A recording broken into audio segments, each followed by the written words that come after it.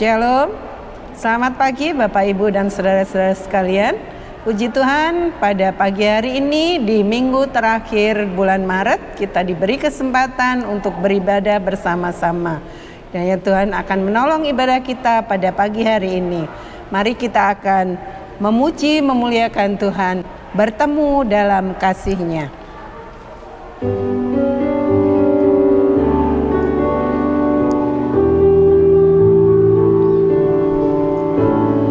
Bertemu dalam kasih-Nya, berkumpul dalam anugerah-Nya, bersuka cita semua di dalam rumah Tuhan. Bertemu dalam kasih-Nya, berkumpul dalam anugerah-Nya, bersuka cita semua di dalam rumah Tuhan. Oh saudaraku dan saudariku, Tuhan cinta dan mengasihimu. Mari bersuka cita semua di dalam rumah Tuhan. Bertemu dalam kasih-Nya, berkumpul dalam anugerah-Nya, bersuka cita semua di dalam rumah Tuhan. Oh saudaraku dan saudariku, Tuhan cinta dan mengasihimu. Mari bersuka cita semua di dalam rumah Tuhan. Oh saudaraku dan saudariku, Tuhan cinta dan mengasihimu. Mari bersuka cita semua di dalam rumah Tuhan. Mari kita berdoa. Tuhan Yesus yang sungguh baik, kami bersyukur kepadamu Bapa kalau pada kesempatan pagi ini Engkau izinkan kami untuk berbakti bersama-sama saudara-saudara seiman kami, baik melalui offline maupun online. Terima kasih untuk kebaikan Tuhan, untuk semua berkat yang sudah Tuhan berikan kepada kami selama ini. Kami akan muji muliakan Engkau, kami akan berikan yang terbaik kepadamu, dan kami akan mendengarkan khotbah nanti. Ya Tuhan menolong ibadah kami dari awal, pertengahan sampai akhir.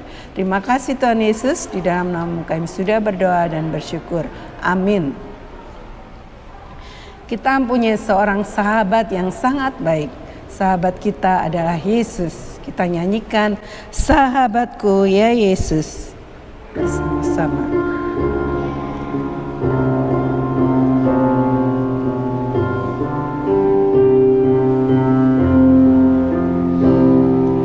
Yesus Engkau sahabatku, kataku yang mulia. Engkaulah kekuatanku, tak ada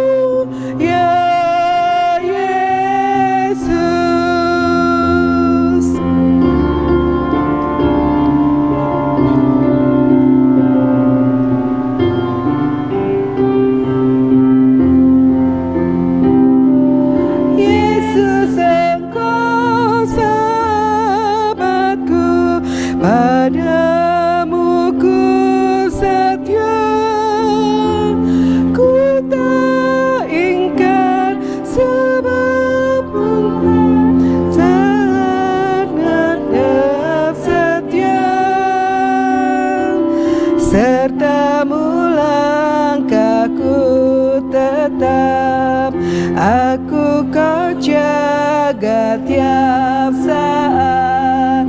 Sahabatku, sahabatku, ya Yesus. Tundukkan kepala, kita berdoa. Ya Tuhan, Allah Bapa kami yang bertakhta dalam kerajaan surga. Pada pagi hari yang indah ini Bapa, dengan penuh ucapan syukur, kembali kami menghadap hadirat-Mu. Tuhan, ini bukan karena gagah kuat perkasa kami, tapi semata-mata oleh karena belas kasihan dan kemurahan pada kami. Tuhan, kami merasakan berkat-Mu kepada kami dari sekali pada sekali, baik jasmani maupun rohani. Bapa, pada pagi hari ini kami bersekutu dengan saudara kami seiman untuk memuji dan memuliakan nama-Mu. Tuhan, kiranya Engkau berkenan di dalam acara kebaktian kami pada pagi hari ini. Mungkin masih ada saudara-saudara kami di tengah perjalanan. Percepatkan langkah mereka supaya kami bisa bersekutu bersama-sama. Bapa, kami serahkan seluruh acara kebaktian ini dari awal, pertengahan sampai akhir. Kiranya pulang nanti kami bisa membawa berkat, supaya kami juga bisa memancarkan kasih-Mu di sekitar kami. Inilah doa kami Bapa, sempurnakanlah Tuhan, karena kami hanya berdoa melalui anak-Mu yang tunggal, Tuhan Yesus Kristus, Juru Selamat dan Juru Selamat kami yang hidup. Haleluya. Amin. Panggilan memberi diambil dari Imamat 9 ayat 15. Apabila kamu mempersembahkan korban keselamatan kepada Tuhan, kamu harus mempersembahkannya sedemikian sehingga Tuhan berkenan akan kamu. Mari kita akan berdoa persembahan. Terima kasih Tuhan Yesus untuk semua berkat yang sudah Tuhan berikan dan limpahkan kepada kami. Dan saat ini kami siap memberikan yang terbaik kepadamu. Berkatilah tangan-tangan sudah memberikan, dan bagi mereka yang belum dapat memberikan, Tuhan juga akan memberikannya. Terima kasih Tuhan Yesus, di dalam nama kami sudah berdoa dan bersyukur. Amin. Tuhan yang selalu menuntun langkah hidup kita. Kita akan selalu bersandar kepadanya. Karena Tuhan menuntun hidupku. Kita menyanyikan bersama-sama dari nyanyian pujian 156. Tuhan menuntun hidupku.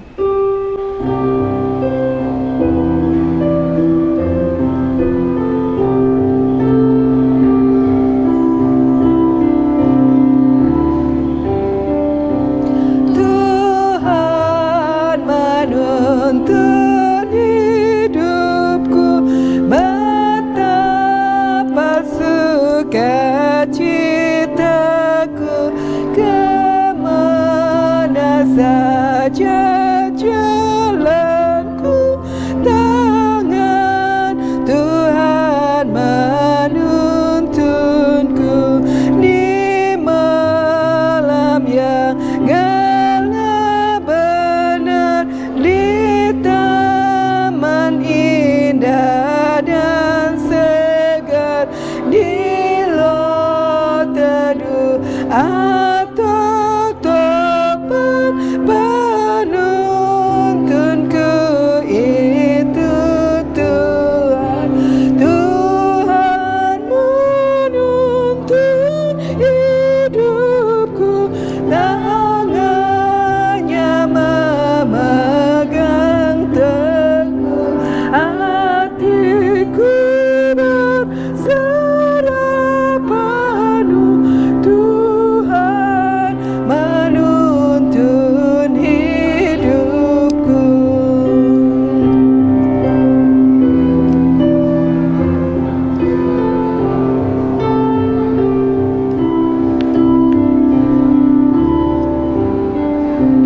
Tak ku sesakan hidupku, betapa juga nasibku. Buat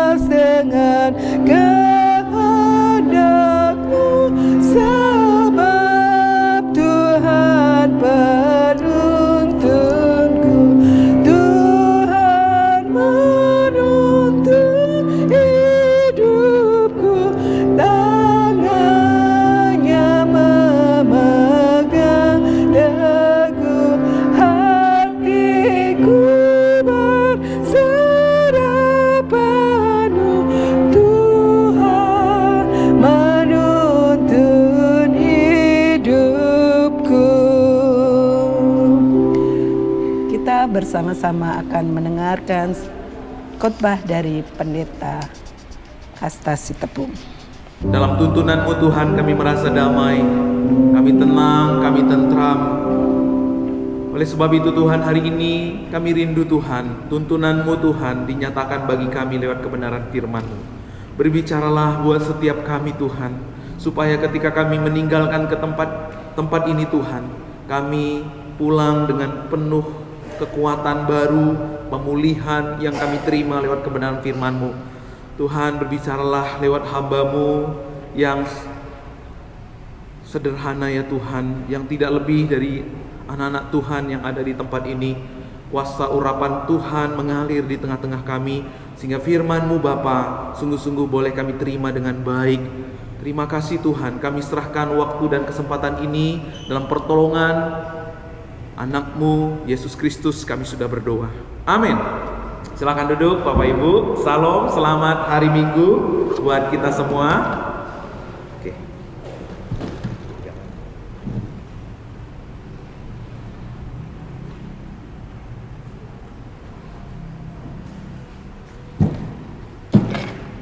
Bisa kita sapa samping dan kiri kita. Kita katakan, saya senang melihat kamu ada di sini. Iya. Puji Tuhan, kita kembali bersama-sama hari ini belajar kebenaran firman Tuhan. Firman Tuhan hari ini berjudul tentang mencari wajah Tuhan ya, mencari wajah Allah. Apa yang kita cari di dalam kehidupan kita? Apa yang kita cari ketika kita ada di tempat ini? Apa yang kita cari ketika kita ada di tempat kita bekerja? Apa yang kita cari ketika kita ada di rumah? Nah, satu hal yang mau kita belajar bersama-sama, mencari wajah Allah. Nah, berbicara tentang mencari, beberapa waktu belakangan ini dihebohkan dengan yang namanya Manganang ya. Manganang, ternyata dia laki-laki. Selama ini dia bingung, aku laki-laki enggak sih ya? Aku laki-laki atau perempuan? Dia bingung. Kalau dibilang perempuan, dia nggak ada ciri-ciri seperti perempuan ya. Dia belum dapat mens dan lain sebagainya. Akhirnya dia masuk di angkatan. Lalu di situ dia bertemu dengan komandannya. Komandannya akhirnya memeriksa dia, memfasilitasi dia. Akhirnya ketahuan setelah dicek kromosomnya apa segala macam, ternyata dia laki-laki. Selama ini yang dia cari, jati dirinya. Selama 24 tahun dia mencari, aku perempuan atau laki-laki enggak sih gitu ya. Dan pada akhirnya beberapa waktu yang lalu dia menemukan jati dirinya. Ternyata dia adalah laki-laki. Dia bilang, saya lega setelah saya tahu saya ternyata adalah laki-laki. Nah, betapa pentingnya buat seorang Manganang untuk mencari jati dirinya. Ketika ia menemukan jati dirinya, ia merasa lega, merasa bebas gitu ya. Nah, dan hari ini kita mencari juga satu hal yang lebih penting dari apa yang Manganang cari, yaitu mencari wajah Allah. Mencari wajah Allah. Ayat 7 berkata, dengarlah Tuhan seruan yang kusampaikan. Kasihinlah aku dan jawablah aku. Hatiku mengikuti firman-Mu. Carilah wajahku, maka wajahmu ku cari ya Tuhan. Pemazmur berkata lewat ayat yang ke-7 ini, maka wajahmu ku cari ya Tuhan. Inilah rahasia mengapa Daud mengalami kemenangan di dalam kehidupannya. Ia memiliki hidup yang penuh dengan berkemenangan. Ia hidupnya bahkan waktu dia jatuh pun dalam dosa, dia bisa bangkit. Karena satu hal yang menjadi rahasia seorang Daud, ia mencari wajah Tuhan. Kita tadi sudah membaca bagaimana Daud menyatakan isi hatinya di Mazmur 27 ayat 7 sampai 14 ini. Bagaimana ia mencari, merindukan jalan-jalan Tuhan dalam hidupnya. Bagaimana ia merindukan tuntunan Tuhan di dalam kehidupannya. Apa sih arti kata mencari wajah Tuhan? Artinya kita mencari tuntunannya. Tadi kalau Bapak Ibu perhatikan di Mazmur 27 ayat 7 ini dikatakan di sana ada kata tunjukkanlah jalanmu dan tuntunlah aku. Berarti kata mencari wajah Tuhan di sini mengutamakan maksud, jalan, dan kehendak Allah dalam kehidupan kita. Wajah adalah cerminan hati. Jadi kalau kita memperhatikan wajah seseorang, kita tahu apa yang ada dalam hatinya. Kita bisa mengerti maksudnya. Kita bisa mengerti apa yang jadi tujuannya, apa yang dia mau nyatakan dalam kehidupannya. Demikian Bapak Ibu Saudara, waktu kita katakan saya mau mencari Tuhan, berarti kita mau mengutamakan jalannya Tuhan, kehendaknya Tuhan, maksud Tuhan buat hidup kita, jalan-jalannya Tuhan buat hidup kita. Karena di dalam kehidupan ini ada begitu banyak jalan. Ada begitu banyak jalan, ada begitu banyak pilihan-pilihan di dalam kehidupan kita. Dan siapa diri kita, apa yang kita jalani bukan lagi bergantung kepada Tuhan, tetapi Tuhan sudah beri kuasa kepada kita. Dia ciptakan kita tidak seperti robot, tetapi Dia ciptakan kita dengan free will, dengan kehendak bebas. Dia mau kita menjalani hidup kita dengan kesadaran kita, dengan pilihan-pilihan dari diri kita sendiri. Ada satu hal yang terjadi waktu kita mencari wajah Tuhan, maka saudara akan melihat pertolongannya. Maka saudara dan saya akan melihat keindahannya. Tadi ibu-ibu berkata, sungguh indah Kau Tuhan. Padahal nggak ada janjian ya, kita khotbahnya itu nggak ada janjian ya, tapi kok nyambung ya. Nah ini berarti Tuhan memang mau setiap kita diingatkan kembali pada hari ini untuk mencari wajah Tuhan, untuk mencari apa yang berkenan kepada Tuhan dalam hidup kita, untuk mencari jalan-jalannya Tuhan, untuk mencari maksud-maksudnya Tuhan. Jangan sempat kita menjalani hidup ini dengan maksud diri kita sendiri.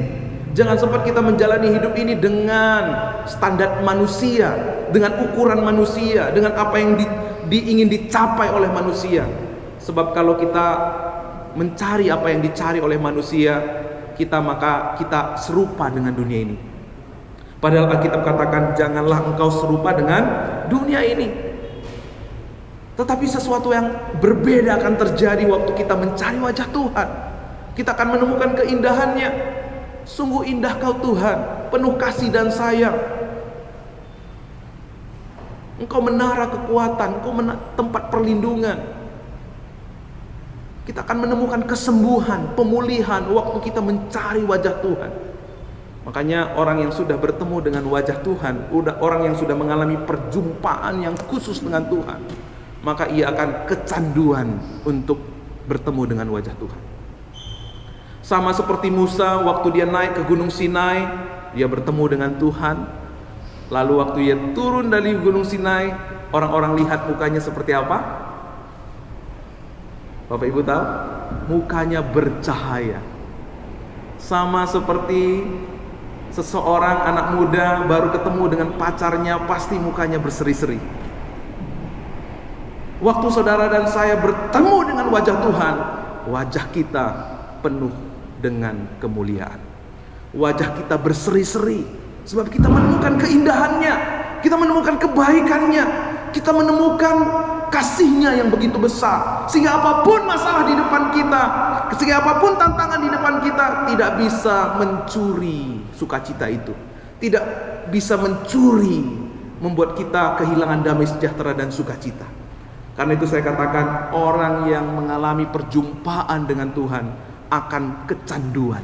Salah satu kecanduan yang boleh dalam hidup kita, Pak, kita kecanduan untuk bertemu dengan Tuhan. Kita kecanduan untuk mencari Tuhan dalam hidup kita. Karena setiap kali kita mencari Tuhan, karena setiap kali kita menemukan Tuhan, yang ada sukacita, yang ada damai sejahtera, yang ada keindahan, yang ada kebaikan, yang ada kemuliaan, yang ada kasih setia, dan kebesaran Tuhan disaksikan di dalam kehidupan kita. Jadi apa arti kita mencari wajah Tuhan? Kita mengutamakan maksudnya, jalannya, kehendaknya. Kalau kita mencari melihat wajah Tuhan, kita tahu apa yang menjadi maksudnya dalam hidup kita. Kita tahu apa yang menjadi kehendaknya dalam hidup kita. Sehingga kita tidak lagi hidup dengan cara kita, sehingga kita tidak lagi hidup dengan maksud dan tujuan kita, tetapi kita hidup dengan cara, maksud, dan tujuan Tuhan. Coba bayangkan Bapak Ibu, kalau Bapak Ibu kita semua di sini melayani Tuhan dengan cara-cara sendiri, dengan maksud-maksud sendiri, kira-kira kita bisa bersatu nggak? Saya maunya begini. Saya juga maunya begini. Enggak lah, beginilah. Waduh, yang ada perselisihan, pertengkaran. Akhirnya siapa yang senang? Bukan Tuhan yang senang, tetapi ada pihak lain yang senang. Karena itu apa yang menyatukan Bapak Ibu Saudara dan saya? Kita sama-sama mencari wajah Tuhan. Apa yang menyatukan suami dan istri? Apa yang menyatukan keluarga?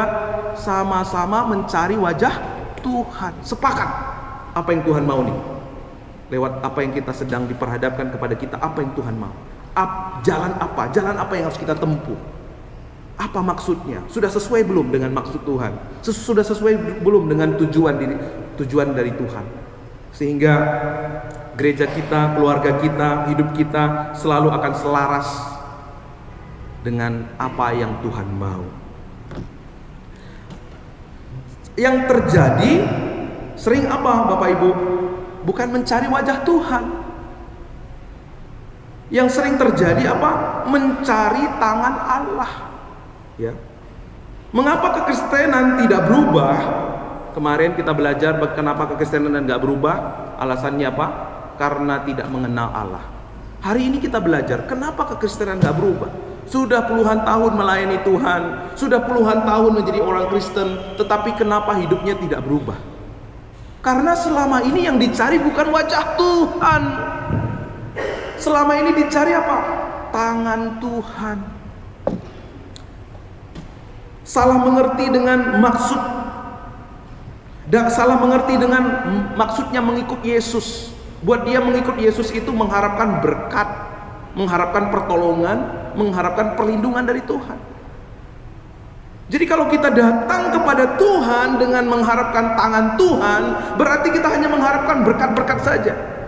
Berarti kita hanya mengharapkan kebaikan-kebaikan Tuhan saja. Berarti selama ini kita datang dengan hanya mengharapkan perlindungan Tuhan saja.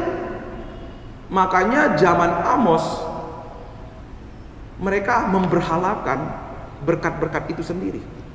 Sehingga mereka diumpamakan seperti tembok yang dibangun tanpa menggunakan tali sifat yang benar. Suatu hari akan menimpa diri mereka sendiri atau menimpa orang lain. Kalau begitu, yang ada apa? Kerugian. Udah capek, rugi berkali-kali. Tuhan gak mau kehidupan iman satu orang pun anak-anak Tuhan di sini percuma. Karena itu, mari kita mencari wajah Tuhan. Sebab waktu kita mencari wajah Tuhan, mengutamakan wajah Tuhan dalam pelayanan kita, dalam pekerjaan kita, dalam keluarga kita, saya mau kasih tahu, tidak ada yang sia-sia. Yang percaya, yang mengerti katakan amin. Tidak ada yang sia-sia. Kekristenan akan selepel dengan agama-agama lain kalau kita hanya mengharapkan kebaikan Tuhan, berkat-berkat Tuhan, perlindungan Tuhan. Suatu hari kita akan memberhalakan semua itu. Ibadah kita hanya akan bentuknya formalitas saja. Di dalamnya tidak ada kuasa. Karena apa? Karena kita selama ini mencari tangan Allah, mengutamakan berkat, pertolongan, dan perlindungan. Ya, sama halnya seperti tangan Bapak Ibu Saudara memberi ya.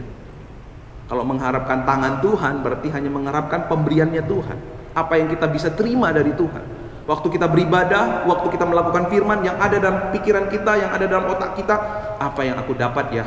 Kalau aku setia berdoa, apa yang aku dapat ya? Kalau aku setia melayani, apa yang aku dapat ya?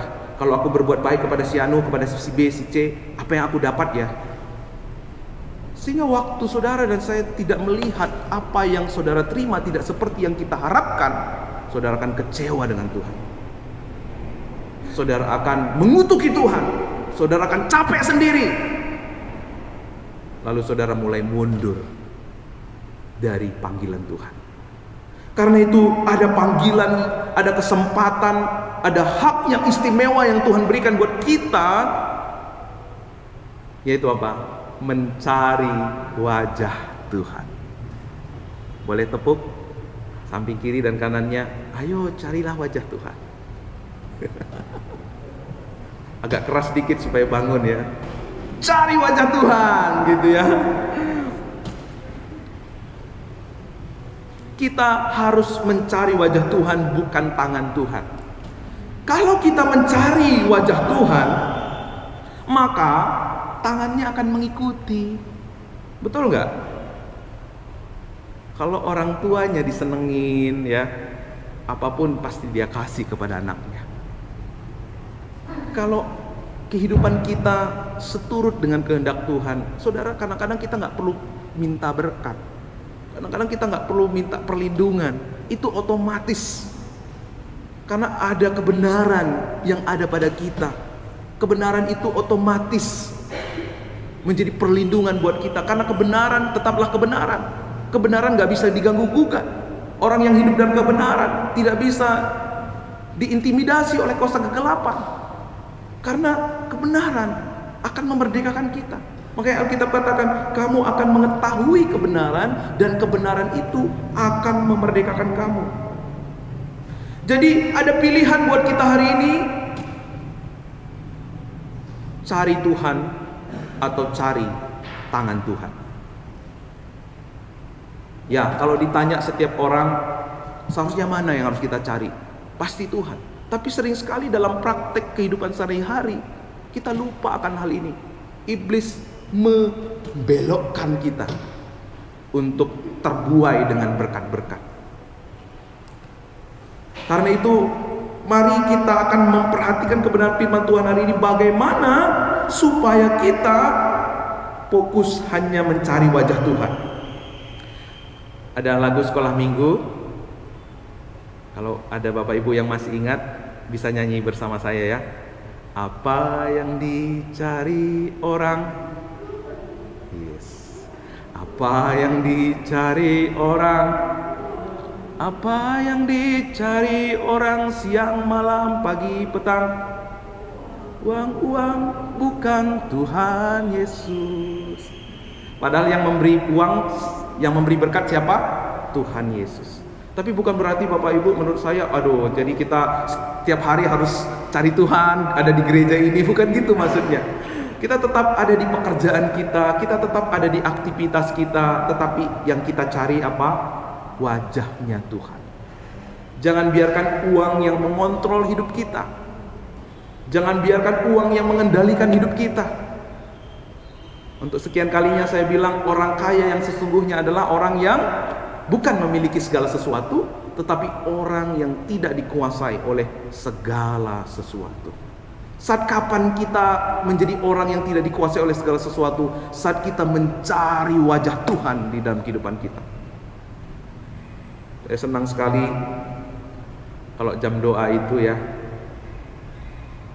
Bu Riana waktu sambil nyetir mobil ya, ikut ya jam doa. Kadang-kadang dia ikut PA kehidupan bersama Pendeta Anang.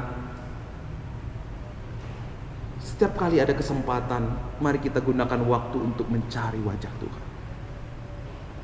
Karena wajah Tuhan memberi kita kekuatan, memberi kita kesegaran, memulihkan kita. Melihat kita keindahan, membuat kita membawa kita kepada keindahannya. Tapi kalau kita mencari tangan Tuhan, ya, kita tidak bisa melihat keindahan Tuhan. Kita tidak bisa melihat apa yang Tuhan sediakan buat kita. Tanda kita memiliki kehidupan dari Allah adalah kita mencari wajah Tuhan. Kalau kita mencari tangan Tuhan, suatu hari pemberian Tuhan itu akan menjadi berhala dalam hidup kita. Akhirnya bukan Tuhan yang kita muliakan, tetapi berkat-berkat yang kita junjung dalam hidup kita. Ada satu statement yang berbicara gini, Sering sekali orang-orang mati-matian mencari sesuatu, padahal sesuatu itu tidak bisa dibawa mati. Nah, sering sekali orang mati-matian mencari sesuatu, padahal sesuatu itu tidak pernah kita bawa mati. Tapi berbeda, waktu kita mencari wajah Tuhan, kita akan menemukan kekuatan, kita akan menemukan kelegaan, kita akan menemukan pengenalan akan Tuhan. Waktu kita mengenal Tuhan, kita akan dibawa untuk serupa dengan Tuhan. Hidup kita dibaharui, hidup kita dipulihkan. Karena tanpa kita mencari Tuhan, sebenarnya manusia tidak seorang pun yang berakal budi, tidak seorang pun yang mencari Allah. Pada dasarnya kita sudah jatuh ke dalam dosa. Sebenarnya tidak ada dari diri kita yang punya niat untuk mencari Tuhan. Tetapi puji Tuhan, Allah berinisiatif untuk memberi dirinya ditemukan oleh setiap kita. Dalam Kolose 1 ayat 16, apa yang menjadi alasan kita mencari Tuhan? Karena kita tahu hidup kita bukan dari diri kita. Segala sesuatu diciptakan oleh Dia dan untuk Dia. Segala sesuatu diciptakan oleh Dia dan untuk Dia. Kenapa kita mencari Tuhan? Karena kita sadar hidup kita milik Tuhan. Tuhan yang menciptakan kita, yang ada pada kita, semuanya adalah milik Tuhan. Makanya Paulus berkata, hidupku bukannya aku lagi, tetapi Yesus yang hidup di dalam hidupku. Kenapa kita sadar Tuhan telah menebus kita dari lubang kubur. Dia telah menghapus dosa-dosa kita. Seharusnya kita sudah mati, seharusnya kita sudah binasa, tetapi Tuhan memberi kita kesempatan kedua untuk hidup dalam rencananya. Karena itu Paulus katakan, hidupku bukannya aku lagi, tetapi Yesus yang hidup di dalam diriku. Paulus, dengan kata lain, Paulus mau mengatakan bahwa ia mau mencurahkan hidupnya untuk mencari wajah Tuhan. Karena di dalam dia mencari wajah Tuhan, ada benefit yang ia temukan. Ada pertolongan, ada penerimaan, ada kebaikan-kebaikan, ada keselamatan yang Tuhan nyatakan buat setiap orang yang mencari wajah Tuhan. Jadi sesungguhnya waktu seseorang jatuh dalam penyembahan berhala, bukan ketika ia datang ke dukun, bukan ketika dia datang ke Gunung Kawi. Sesungguhnya waktu seseorang jatuh ke dalam dosa berhala, ketika ia mulai mengalihkan perhatiannya kepada tangan Tuhan. Hati-hati loh Bapak Ibu.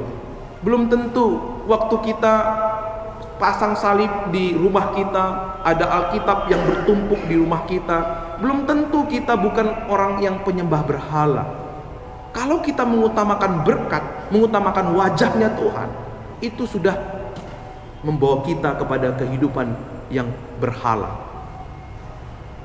Karena kita menuhankan berkat-berkatnya, bukan menuhankan Tuhan itu sendiri. Saat kita mulai mengalihkan fokus kita kepada berkat-berkat, sesungguhnya mulai waktu itu kita sedang jatuh dalam dosa berhala. Jangan kita pikir dosa berhala itu ketika kita datang ke Mbah Erot, Mbah Dukun, atau ke Gunung Kawi. Tetapi ketika kita datang kepada Tuhan dengan mengharapkan berkat-berkatnya, itu sudah berhala. Yang harus kita utamakan bukanlah pemberian tangan Tuhan, tetapi wajahnya Tuhan. Yang kita rindukan bagaimana kita supaya mengenal kehendaknya, mengenal jalan-jalannya.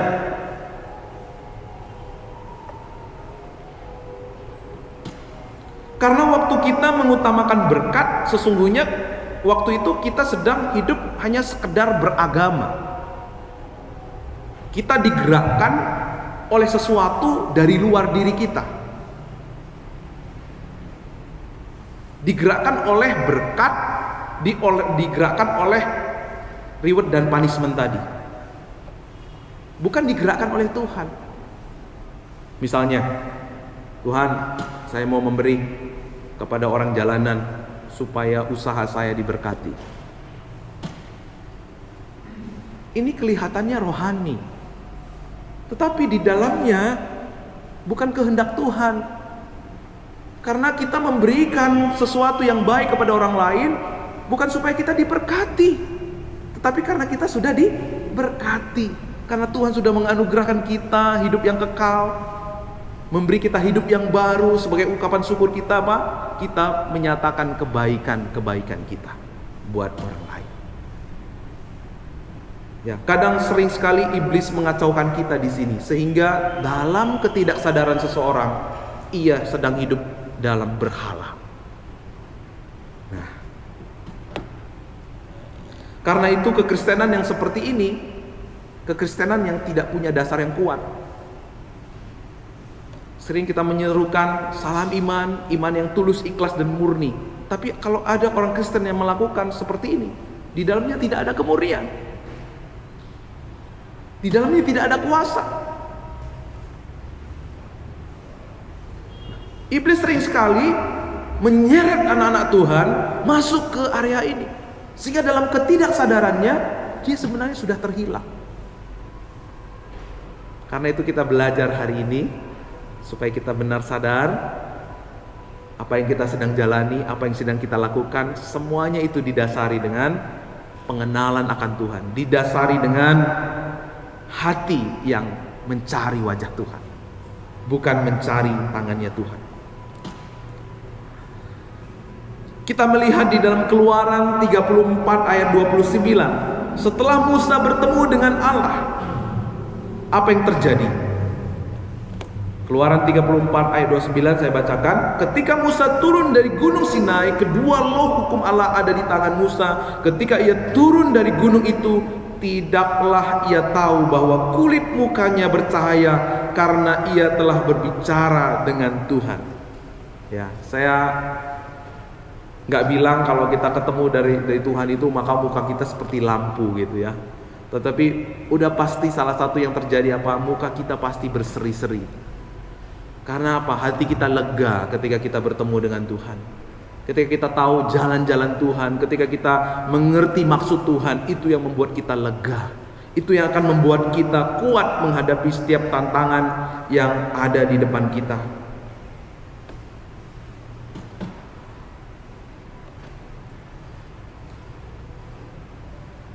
Tadi Daud berkata di dalam ayat yang ke-6, carilah Tuhan selama ia berkenan. Ayat 7 ya. Carilah Tuhan selama ia berkenan ditemui, berserulah kepadanya selama ia dekat. Yesaya 55 ayat 6 ya. Sesungguhnya tadi kita sudah membahas bagaimana manusia itu sebenarnya tidak ada yang mencari Tuhan, tetapi Tuhan sendiri yang punya inisiatif untuk memberi dirinya untuk kita temui. Sehingga dikatakan dalam Yesaya 55 ayat 6, carilah Tuhan selama ia berkenan ditemui, berserulah kepadanya selama ia dekat. Lalu Daud merespon panggilan ini di ayat yang ke-8, hatiku mengikuti firman-Mu, carilah wajahku, maka wajah-Mu ku cari ya Tuhan. Allah memberikan inisiatifnya untuk kita, untuk dia mau ditemui dengan kita. Sekarang pilihannya buat kita, maukah kita menemui wajahnya Tuhan? Karena ada waktunya di mana orang mau ketemu sama Tuhan, nggak ada lagi punya kesempatan.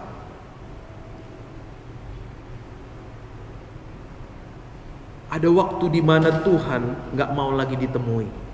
Nah di sini tadi bilang Bapak Ibu, dia Yesaya 55 itu selama ia dekat, ada waktunya dia nggak dekat dengan kita. Karena itu mari kita mencari wajahnya Tuhan. Francis Blaise Pascal mengatakan begini ya, dalam hati manusia terdapat ruang kosong yang tidak bisa diisi oleh apapun, bahkan oleh seisi dunia.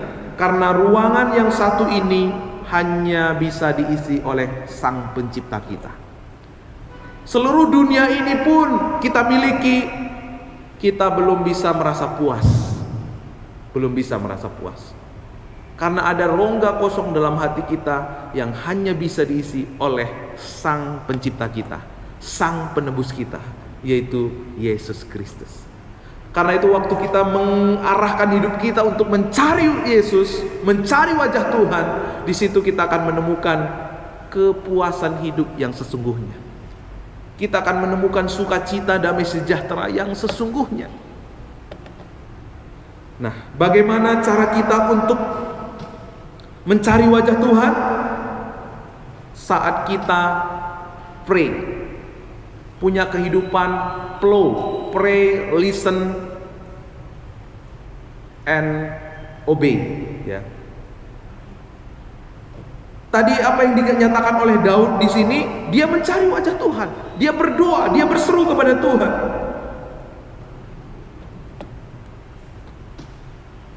Karena itu waktu kita mau mencari wajah Tuhan dalam hidup kita, pertama kita harus pray, kita harus berdoa, berseru kepada Tuhan. Waktu Tuhan Yesus datang ke rumah Maria, Marta sibuk. Tetapi Maria ngapain? Dia duduk dekat kaki Yesus. Lalu Marta komplain, Tuhan, kau lihat tuh, Maria duduk-duduk saja bukannya bantu. Tapi Tuhan bilang, Marta, Marta, engkau menyibukkan dirimu dengan segala sesuatu, tetapi sesungguhnya satu aja yang penting, duduk dekat kakiku.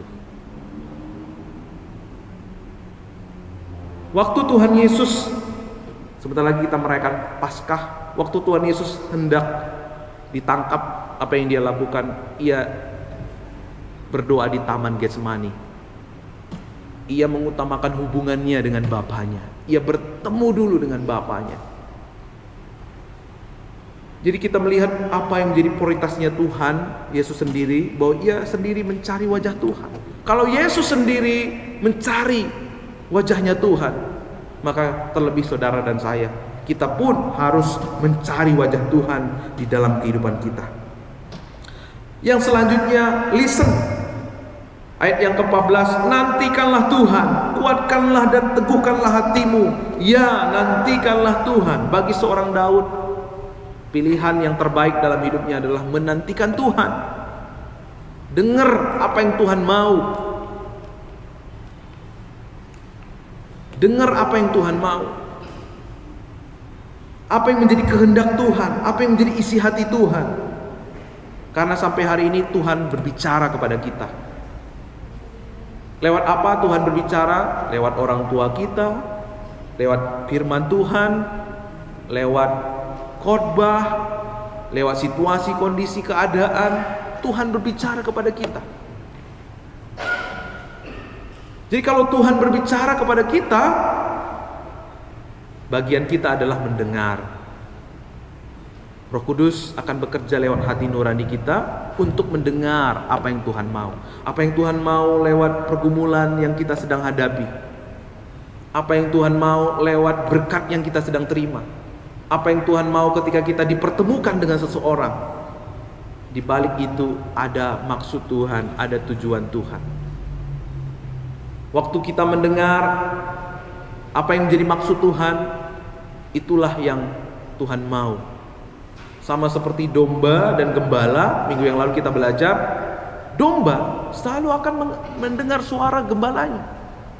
Gembala mengenal domba-dombanya. Waktu kita mengenal suara Tuhan, kita hidup sebagai domba-dombanya Allah. Waktu kita hidup sebagai domba-dombanya Allah, Tuhan mengenal kita. Kita tidak hanya sok-sok kenal sama Tuhan, tapi Tuhan mengenal kita. Inilah yang Tuhan mau. Karena itu ada kisah di mana orang-orang datang kepada Tuhan Yesus. Tuhan, kami sudah mengusir setan demi namamu. Kami sudah melakukan ini. Tapi Tuhan bilang, siapa sih kamu? Aku gak kenal kamu. Hai kamu yang membuat kejahatan. Jadi orang yang mengatakan melakukan pekerjaan-pekerjaan Tuhan, belum tentu dia mengenal Tuhan. Kalau dia tidak mendengar suara Tuhan, dia gak akan dikenal oleh Tuhan. Maka bagian kita, Bapak Ibu Saudaraku yang dikasih Tuhan, kita mendengar. Lalu bagian yang ketiga apa? Kita taat. Di ayat yang ke-8, hatiku mengikuti firman-Mu, carilah wajah-Ku, maka wajah-Mu ku cari ya Tuhan. Jadi flow, pray, listen, obey. Kita taat, berkomitmen, penuh kerinduan untuk melakukan apa yang Tuhan mau dalam kehidupan kita. Ini semua akan membawa kita untuk menemukan wajah Tuhan.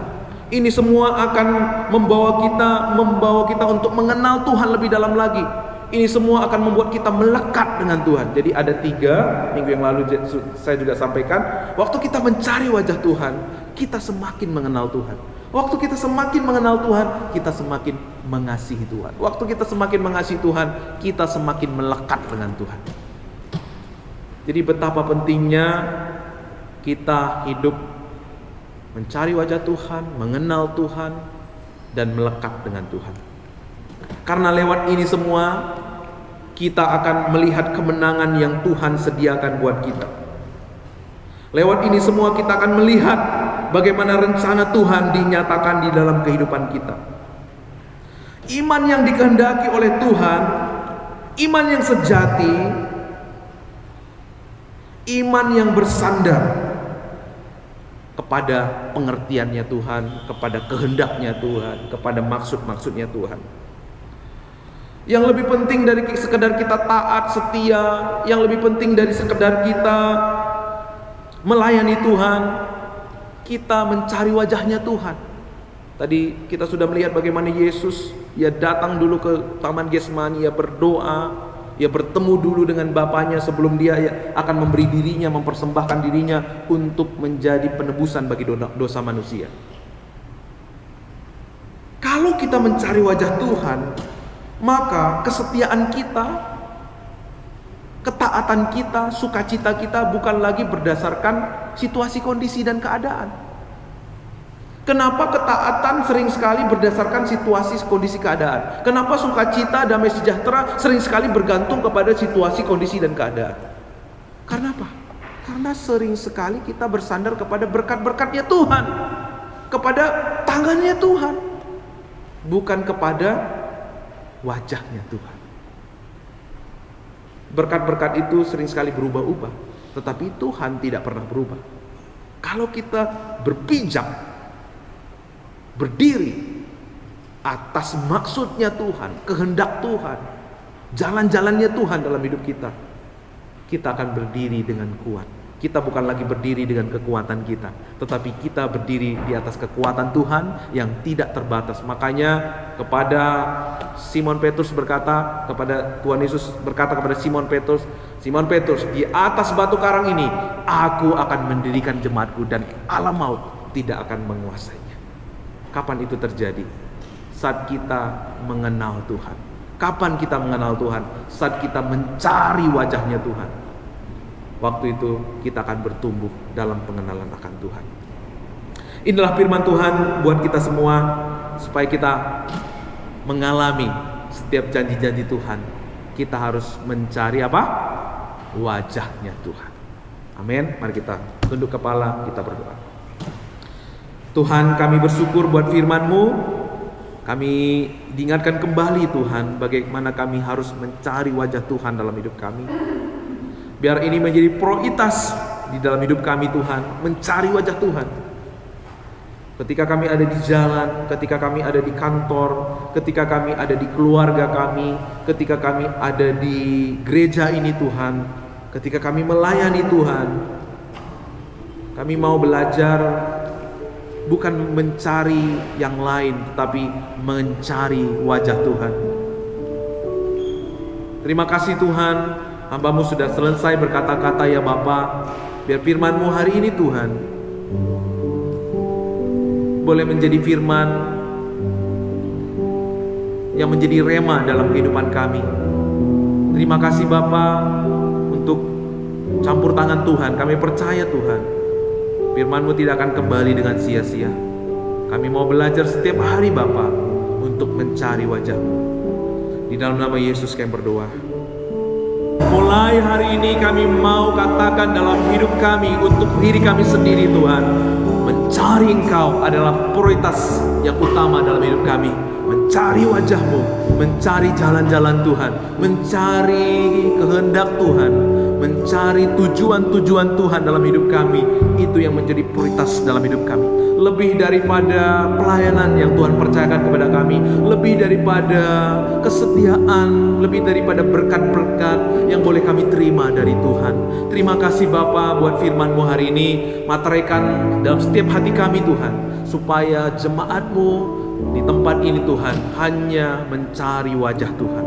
Sebab ketika kami mencari wajah Tuhan, ada keindahan, ada kemenangan, ada kekuatan, ada damai sejahtera, ada keselamatan yang pasti mengikuti setiap kami. Terima kasih Tuhan, hamba-Mu sudah selesai berkata-kata, Tuhan yang memateraikan dalam setiap hati kami. Terima kasih Tuhan buat ibadah hari ini. Semuanya ini kami persembahkan bagi hormat kemuliaan bagi nama Tuhan.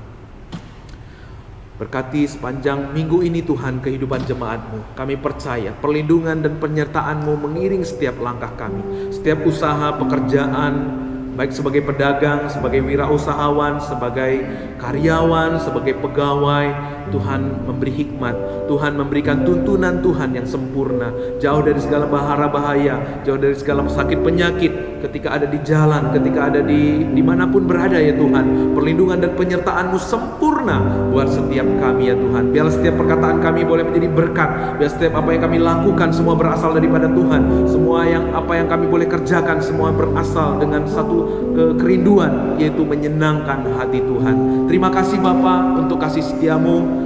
Kami percayakan sepanjang minggu ini ke dalam tangan Tuhan.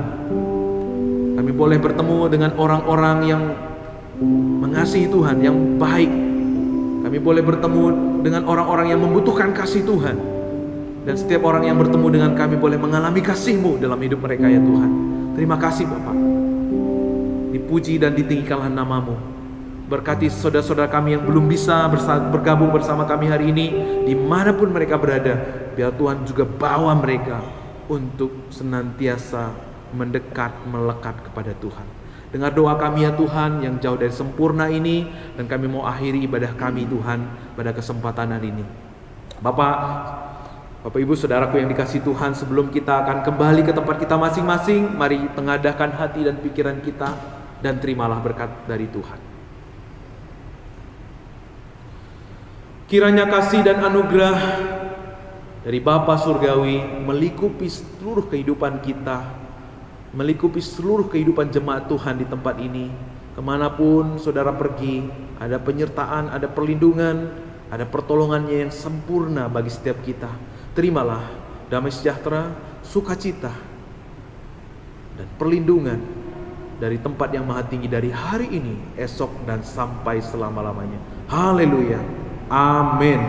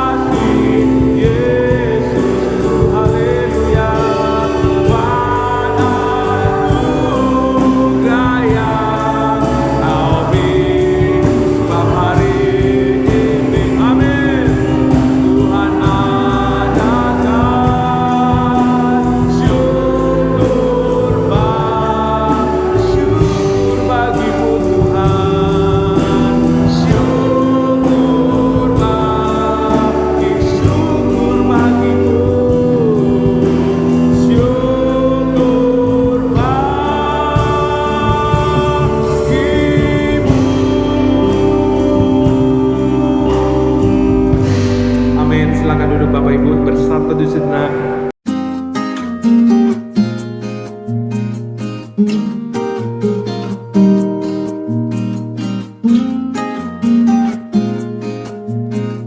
Thank you.